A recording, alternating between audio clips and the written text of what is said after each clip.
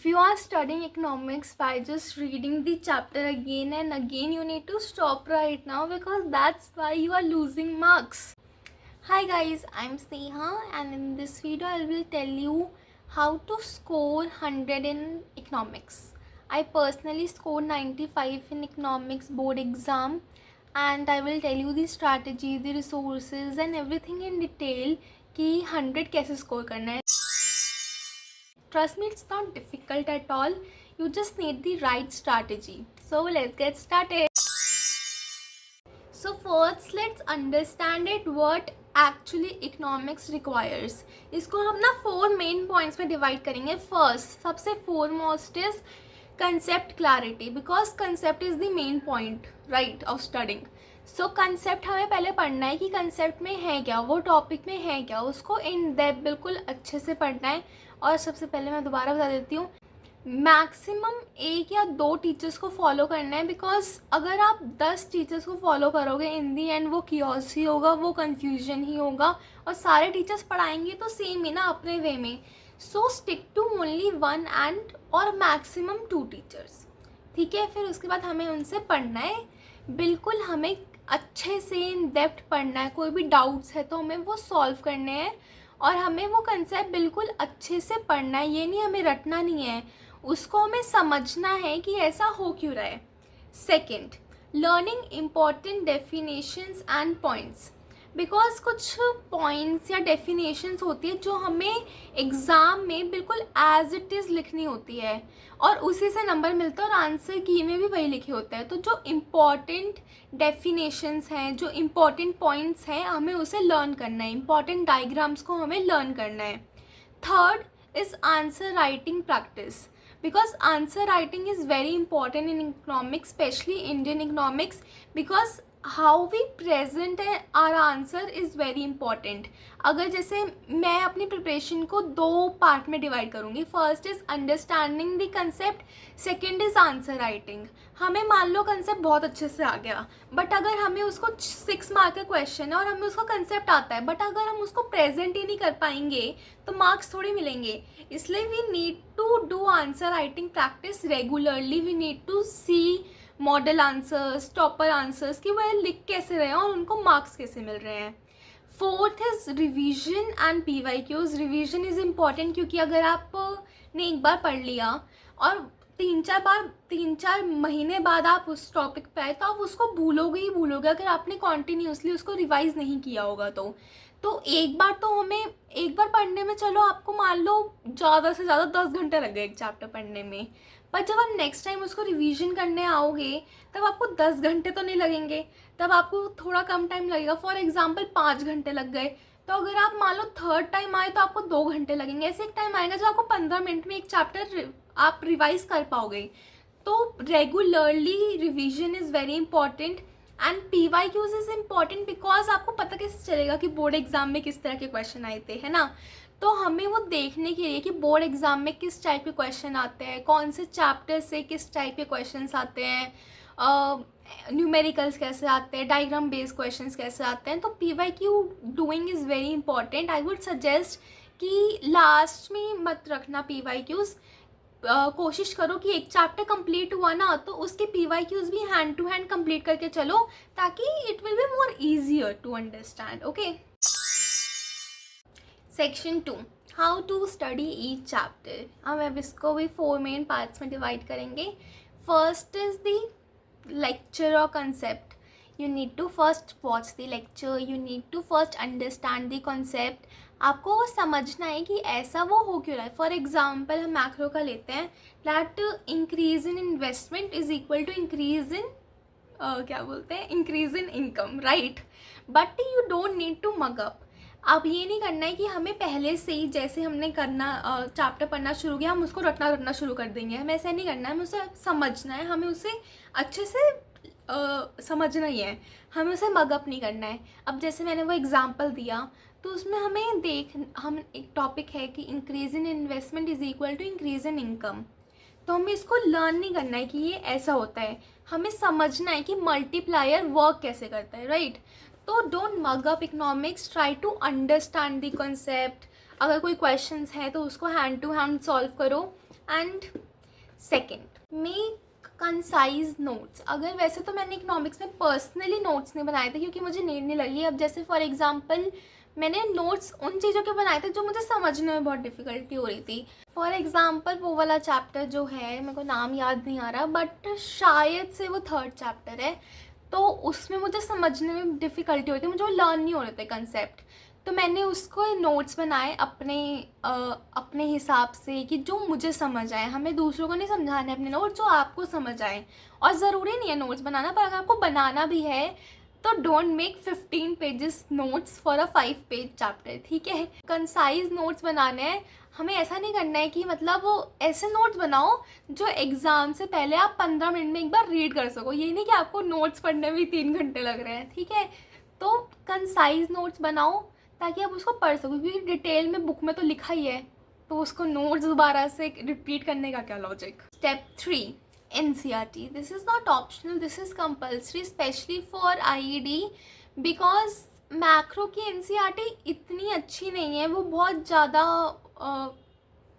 बड़े बड़े पैराग्राफ और यूजलेस चीज़ें भी लिखी हुई हैं. वो आप ऐसे नहीं है कि आप उसको समझ पाओगे एक बारी में. बट IED की NCERT इज़ गुड.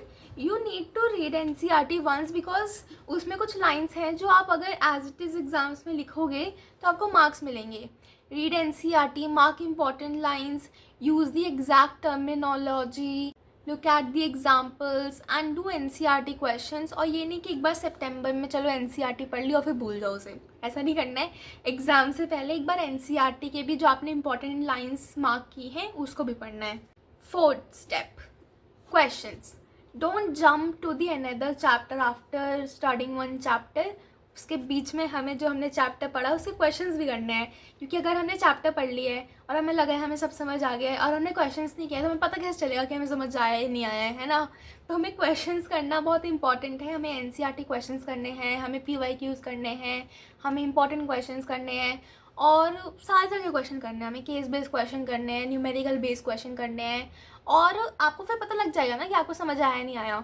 और हमें फिर एक मिस्टेक नोटबुक भी बनानी है कि अगर हमने मान लो कोई क्वेश्चन किया और हमें वो समझ नहीं आया तो हम मिस्टेक नोटबुक में लिखेंगे कि हमें वो समझ क्यों नहीं आया, मतलब हमें वो क्या हमारी गलती हुई, ताकि हम एग्ज़ाम से पहले अपनी गलती से एक बार देख सकें और वो हम एग्ज़ाम में ना रिपीट करें. इसलिए mistake notebook is very important. वो आप 15 मिनट में एक बार, ताकि आप गो थ्रू कर सको क्या क्या क्या मिस्टेक हुई थी पहले, ताकि वो एग्जाम्स में ना रिपीट होए. Next, macro economics and IED. अब मैक्रो इकोनॉमिक्स और IED है तो इकोनॉमिक्स का ही पार्ट, बट उनकी पढ़ने की strategy is very different. Because एक इज़ न्यूमेरिकल बेस्ड, एक इज़ थ्योरी बेस्ड. सो दोनों को हमें अलग तरीके से पढ़ना है ताकि हम दोनों में 40 स्कोर कर सकें. For macro economics you need to focus on concept, formula, numerical and then application. You should maintain a separate formula notebook for economics, macroeconomics, ताकि आप अगेन एग्ज़ाम से पहले एक बार सारे फार्मूलाज देख सको, या कभी आपको रिवाइज भी करना हो तो अपने सारे फार्मूलाज एक बार देख सको. उसमें भी ना हमें डिटेल में नहीं लिखना है. जैसे मैंने अकाउंट्स में भी अपनी फार्मूला नोटबुक बनाई थी, मैंने इकोनॉमिक्स में नहीं बनाई थी, बट आई वुड सजेस्ट कि आप बनाओ ताकि it would be helpful for you only.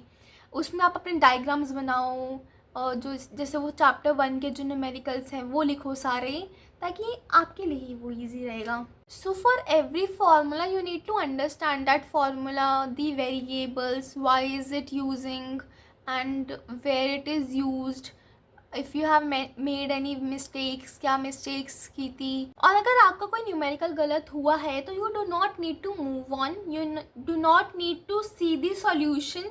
कि मान लो आपने एक क्वेश्चन किया और आपका वो गलत हो गया तो आपने सॉल्यूशन देख लिया कि हाँ ये ठीक है, अब आ गया समझ. ऐसा नहीं करना है. पहले ना उसको पूरा क्वेश्चन को अपने जितना आप कर सकते हो उतना वो क्वेश्चन करो, ठीक है. और फिर एक बार मान लो आपको नहीं आया तो आपने सॉल्यूशन देखा और फिर आपको वो दोबारा करना है जब तक आपका सही नहीं होगा, क्योंकि एक बार देखने से ना हमें नहीं आएगा. यू नीड टू मतलब सी कि आपका वो गलत क्यों हुआ है, rather than moving on and seeing the solution. Now for Indian economic development our strategy changes. You need to focus on again main 4 points, that is keywords, headings, points and examples. अब Indian economy में कैसा एक subject है कि कोई question आया और हम उसकी स्टोरी लिखने लग जाते हैं। हमें स्टोरी नहीं लिखनी है क्योंकि एग्जामिनर हमारी स्टोरी नहीं पढ़ेगा, वो क्रॉस करके आगे बढ़ जाएगा क्योंकि उसको बहुत सारी शीट्स चेक करनी है। हमें आंसर कैसे फ्रेम करना है, let me tell you. You need to first write the heading, you need to explain it, and then you need to write the relevant point और example। अब जैसे मान लो कोई क्वेश्चन आया है तो हमें एक पैराग्राफ नहीं लिखना है, हमें प्रॉपर पॉइंट्स यूज़ करने हैं और प्रॉपर सीक्वेंस में चलना है। Okay, now how to write a 3, 4 और 6 मार्क का क्वेश्चन, बिकॉज हर क्वेश्चन को लिखने का एक अलग तरीका होता है डिपेंडिंग ऑन वो कितने नंबर का है। For a 3-marker question, you do not need to write a huge paragraph. Instead, write a point, then its explanation, then a point, then उसको explain करना है, then a point, then उसकी explanation. ठीक है? For a 4 or 6-marker question, you need to write first introduction or definition, then headings, then उसकी explanation, then diagram और example, जहाँ पे मतलब दोनों में से जोन सा भी सूट कर रहा है, और कंक्लूजन 1 और 2 लाइनर मैक्सिमम। ओके, अगर फिर लास्ट में अगर मान लो कोई क्वेश्चन है और आपको वो नहीं आता है ना, तो उसका डायग्राम बना दो। फॉर एग्जांपल एक क्वेश्चन है, उसके 5 पॉइंट स्टेट करने हैं, तो एक सर्कल बनाओ, बीच में उस टॉपिक का नाम लिखो, एरोज बनाओ और कोई से भी 5 पॉइंट्स लिख दो। और अगर आपको अपना आंसर और अच्छा बनाना है ना, तो आप ये तो फॉलो करो ही, और उसके नीचे फिर उन 5 पॉइंट्स को एक्सप्लेन करो। ऑटोमेटिकली आपका आंसर अच्छा लगेगा। आपको शीट्स की टेंशन नहीं करनी है, अच्छे से लिखो, बट ये भी नहीं कि टाइम चला जाए, तो अप्रोप्रिएटली लिखो। Okay, lastly you do not need कि आपका आंसर फैंसी लगे। आपको अपना आंसर फैंसी नहीं बनाना है, आपको अपना आंसर रेलिवेंट बनाना है। आपको आंसर अपना करेक्ट लिखना है ताकि एग्जामिनर भी उसको चेक कर पाए। आपको अपना आंसर ईजी लैंग्वेज में लिखना है, मतलब अच्छे से पॉइंट्स में। Okay, then diagrams economics diagrams के बिना एग्जिस्ट ही नहीं करती है। Diagrams is very integral part of economics. हमें डायग्राम्स पे बहुत ज़्यादा ध्यान देना है, स्पेशली फॉर मैक्रो इकोनॉमिक्स। हमें डायग्राम्स को भी रटना नहीं है, हमें डायग्राम्स को समझना है कि वो ऐसे उसकी लाइन मूव क्यों कर रही है, अपवर्ड्स कब होगा, डाउनवर्ड्स कब होगा, उसको भी हमें डायग्राम को मगअप नहीं करना है क्योंकि एग्ज़ाम में हम भूल जाएंगे। हमें उसको समझना है कि डायग्राम को कब कैसे बनाना है, क्यों बनाना है, किस पॉइंट के बाद बनाना है। ठीक है, और हमें डायग्राम की प्रैक्टिस करनी है without looking at the diagram, क्योंकि अगर हम डायग्राम हमने सामने रखा और हमने तब तो हमें आ जाएगा कि हाँ ठीक है, हमें एक बार उसको हटा के बुक बंद करके खुद से उसको बनाने की प्रैक्टिस करनी है जब तक ना बने वो। क्योंकि हमें लगता है कि हमें आ जाएगा, हम बना लेंगे, डायग्राम ही तो एक ऐसे लाइन करके ग्राफ ही तो बनाना है, बट ऐसा नहीं है। हमें उसको एक बार बंद करके एक बार अच्छे से उसको प्रैक्टिस करनी है, और फिर आपको पता लग जाएगा कि आपको आया नहीं आया। अगर कोई गलती हुई तो उसको रेक्टिफाई करना, और जब तक आपको डायग्राम नहीं आया आपको उसको बनाते जाना है। नेक्स्ट, मैक्रो इकोनॉमिक्स में formulas is very important, right. तो जब भी कोई न्यूमेरिकल बेस्ड और क्वेश्चन है तो पहले हमें उसका फॉर्मूला लिखना है, फिर हमें वैल्यू सब्सटीट्यूट करनी है, हमें कैलकुलेशन शो करनी है, और लास्ट में हमारा जो आंसर आया उसको बॉक्स में लिख देना है। क्योंकि फॉर्मूलाज की भी ना मतलब हर एक क्वेश्चन की स्टेप मार्किंग होती है। अगर आपने कहीं पे भी गलत कर दिया तो आपको उसके ही मार्क्स नहीं मिलेंगे। अगर आपका मान लो आपने कैलकुलेशन में थोड़ी सी गलती कर दी पर आपका आंसर सही आया तो आपको आंसर के तो मार्क्स मिलेंगे ही। कैलकुलेशन मान लो आधा एक नंबर कट भी गया तो हमें स्टेप वाइज और डिटेल में लिखना है। ये नहीं कि चलो 3+2 लिखना है, ये तो एग्जामिनर को आता ही होगा, ये कौन लिखता है, बट हमें लिखना है क्योंकि हमें सोचना है कि एग्जामिनर को नहीं आता है, हमें उसको समझाना है। और एक और चीज़, हमें ब्लाइंडली 50 क्वेश्चंस नहीं करने हैं। जब प्रैक्टिस का बता रही हूँ हम कि हमें ब्लाइंडली 50 क्वेश्चंस नहीं करने हैं, पहले हमें पैटर्न देखना है और हर एक तरह के क्वेश्चन करने हैं, रादर देन सॉल्विंग 1 टाइप के 10 क्वेश्चन, सॉल्व 10 टाइप के 1 questions. Okay, next is the revision timeline, कि हमें रिवीजन कम करनी है। हमें इसको भी मेन 3 भागों में डिवाइड करना है। First revision should be a few days after completing the chapter. Second revision should be after completing a unit, and third revision should be after completing a whole syllabus. उसके बाद आपको circle करना है जो chapters हैं। Green is for कि आपको ये बिल्कुल अच्छे से आ रहा है, आपको इसमें कोई भी डाउट नहीं है, आपको हर एक टॉपिक के आपके क्वेश्चंस बन जाते हैं। येलो इज़ फॉर कि आपको ये आ रहा है बट थोड़ा बहुत आपको उसमें भी रिवीजन की ज़रूरत है, थोड़े बहुत डाउट्स हैं। और रेड इज़ कि आप वो बार बार भूले जा रहे हो या आपको उसमें बहुत ज़्यादा ही कुछ नहीं आ रहा है। ठीक है, फिर जब हम बाद में पढ़ेंगे, रादर देन मतलब हमें ग्रीन पे इतना फोकस नहीं करना है, हमें येलो और रेड पे, स्पेशली रेड पे हमें इतना ज़्यादा फोकस करना है कि उसको भी हम ग्रीन में कन्वर्ट करें। अगर जो हमें आता है उसको बार बार पढ़ के कोई फ़ायदा नहीं है, जो हमें नहीं आता है उसको स्ट्रॉन्ग करना है ना, क्योंकि जो हमें आता है वो तो हम एग्ज़ाम में कर ही लेंगे, जो हमें नहीं आता है वो एग्ज़ाम में छोड़ना थोड़ी है, हमें 100 स्कोर करना है। तो 100 स्कोर करने के लिए हमें सब आना चाहिए, और सब आना इतना डिफ़िकल्ट नहीं है, trust me, you can do it. अभी भी ना लेट नहीं हुआ है, अभी जो मैं बता रही हूँ वो सब बहुत ही प्यार से हो सकता है। Next, PYQs। जैसे मैंने पहले बताया, PYQs हमें लास्ट के लिए नहीं छोड़ना है कि हम फेब में करेंगे PYQs, ऐसा नहीं करना है। एक चैप्टर कंप्लीट हुआ, उसके PYQs भी हैंड टू हैंड कंप्लीट करो, उससे आपको ना समझ आ जाएगा कि इस चैप्टर की CBSE ने ऐसे क्वेश्चन क्यों पूछे हैं। और कुछ क्वेश्चंस होते हैं जो बुक में नहीं है, पर CBSE उसको अलग तरीके से फ्रेम करके दे देगी आपके सामने, परोस देगी, और आपको तब समझ नहीं आएगा। पर अगर आपने PYQs किए होंगे तो आपको समझ आ जाएगा। और कुछ क्वेश्चंस होते हैं जो हर दूसरे साल रिपीट होते ही होते हैं, क्या पता आपके एग्जाम में भी आ जाए फ्री के 4-5 नंबर, है ना। तो PYQs करना is very important to understand the pattern of CBSE, to understand what type of question comes in the exam, and in short PYQs is very important. Now सबसे important part, biggest mistakes student make. First, only watching lectures. Lecture is not equals to preparation. हमने एक बार lecture देख लिया और हमें लगा कि अब तो मैं सब आ जाएगा, ऐसा नहीं होता है। एक बार हमें लेक्चर देख लिया, वो हमारे बैक ऑफ द माइंड में थोड़ा बहुत स्टोर हो सकता है, but it is not actual preparation कि एक बार हम कुछ नहीं करें तो चलो लेक्चर देख लेते हैं।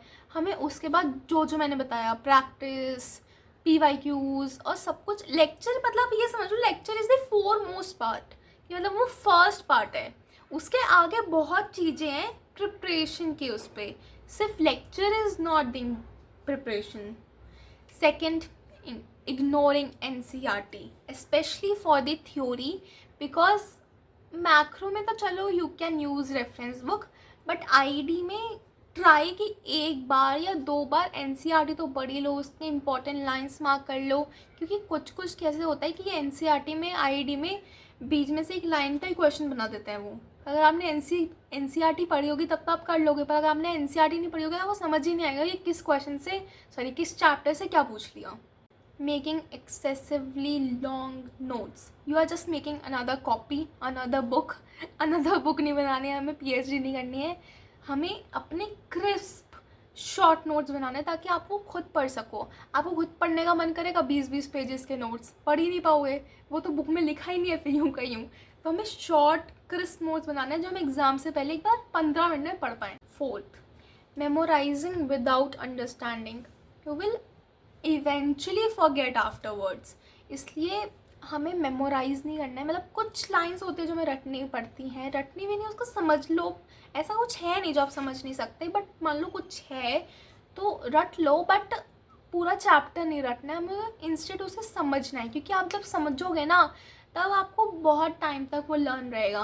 पर अगर आपने रट लिया, अभी तो चलो आपने रट लिया और अभी आपने मिड टर्म में वो लिख दिया, बोर्ड के टाइम पे दोबारा रटोगे और वो भी भूल जाओगे। इसलिए रटना नहीं है, उसे समझो, क्योंकि समझा हुआ याद रहता है, रटा हुआ याद नहीं रहता। Not practising answer writing, knowing the answer is not equal to writing the answer. अगर आपने एक बार मतलब वो, अगर आप प्रैक्टिस ही नहीं करोगे आंसर राइटिंग तो आपको बाद में आप अपने आंसर्स फ्रेम कैसे करोगे, है ना। अगर आपने एक बार आंसर राइटिंग आप करने लगोगे ना तो आपको समझ आ जाएगा यार इसका आंसर कैसे लिखूं, तब आपको सच्ची अपने आप पे डाउट होगा। तो इसलिए शुरू से answer writing is very important. एक रेफरेंस बुक लो, उसमें टॉपर्स के आंसर्स देखो कैसे बना रहे हैं, वो मॉडल आंसर्स देखो।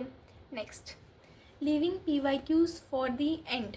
PYQs should guide your preparation. जैसे मैंने पहले भी बोला, PYQs को लास्ट में छोड़ने का लॉजिक ही क्या है, मतलब मैंने भी लास्ट में किया था बट मेरी गलती है, तभी तो मैं तुम्हें बता रही हूँ ना। PYQs लास्ट में मत करो, बिकॉज क्यों करना है?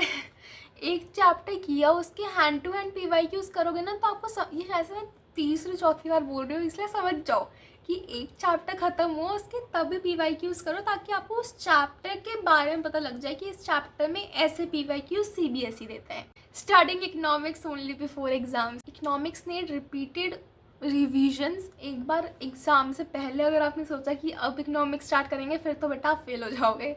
इकोनॉमिक्स एग्ज़ाम से पहले नहीं पढ़नी है। इकोनॉमिक्स शुरू से, ये नहीं मैं कह रही कि हर दिन 10 घंटे इकोनॉमिक्स पढ़नी होती है, ऐसा भी नहीं।